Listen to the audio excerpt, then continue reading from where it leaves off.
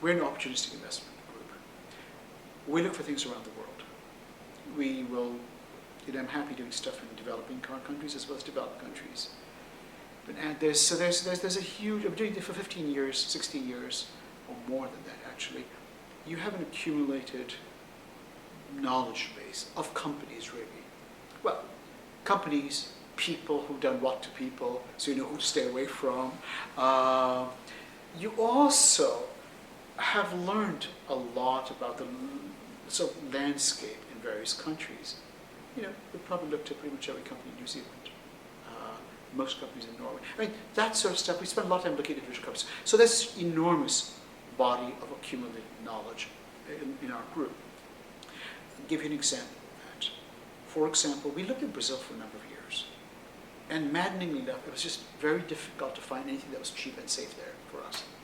So we just did nothing. We did nothing in Brazil. We'd visit companies would visit us here. We'd learn about them, we'd put our notes into our database, and put them aside. Finally, after all these years of no results in Brazil, well, bad things happen, and have been happening in Brazil and many emerging markets. Suddenly, Brazilian stocks started to get cheap. And in fact, some of the companies that we thought were very interesting were among those companies. So we could move fairly rapidly on that. So what causes opportunities? So this is the aspect of being sort of aware and ready for opportunities. But what causes opportunities to happen?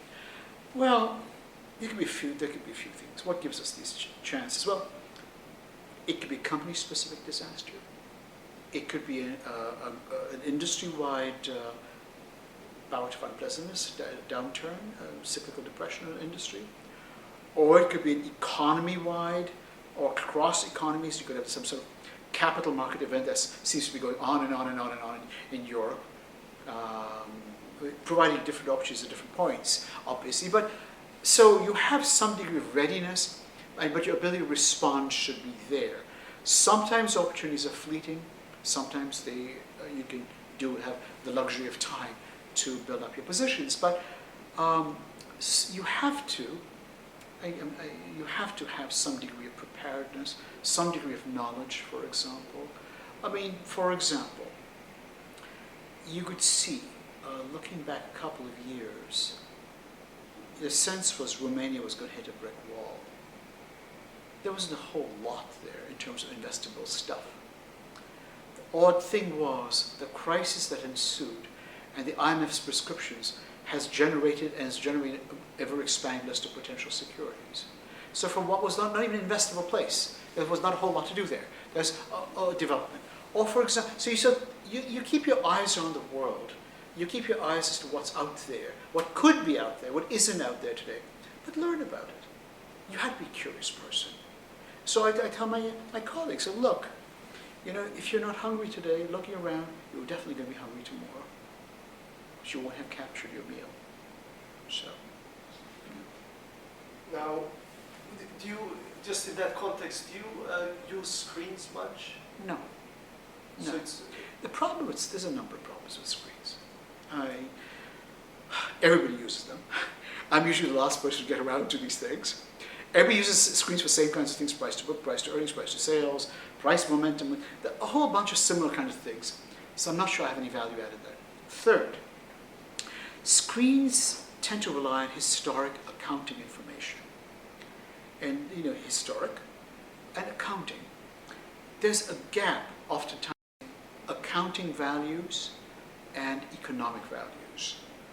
Now, what we're interested in is finding this gap. That's what we're interested in. For example, let me give you a very prosaic example, a very silly example. Zinc in the early 2000s was going through very bad, metal zinc, base metal.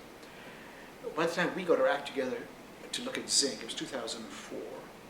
And zinc was below the cost of production for about 55–60% of the world's producers. They were still producing.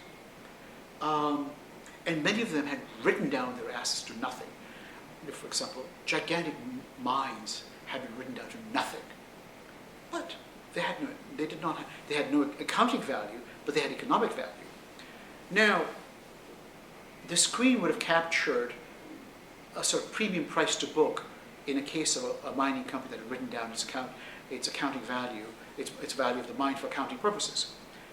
But lo and behold, 3 or 4 years later, when the zinc prices turned around, This mine kicked on, came on stream, and it was gushing cash. So screens can be misleading in that regard. So screens are very focused on accounting values. And there's yet a fourth reason why, which is a much more interesting reason from my perspective, because I like to look at industry structures and how they change. In the case of depressed industries, what happens is sometimes industry structures change. Consolidation can happen, closure of capacity can happen, market shares change. So the profitability of a company historically is absolutely no indication of what happens in the future. So industry structure change can sow the seeds for very, very different industry dynamics and profitability. Screens are completely useless for that sort of stuff. So there is that aspect to it.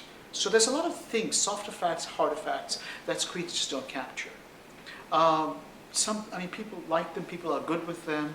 It's not a skill of mine.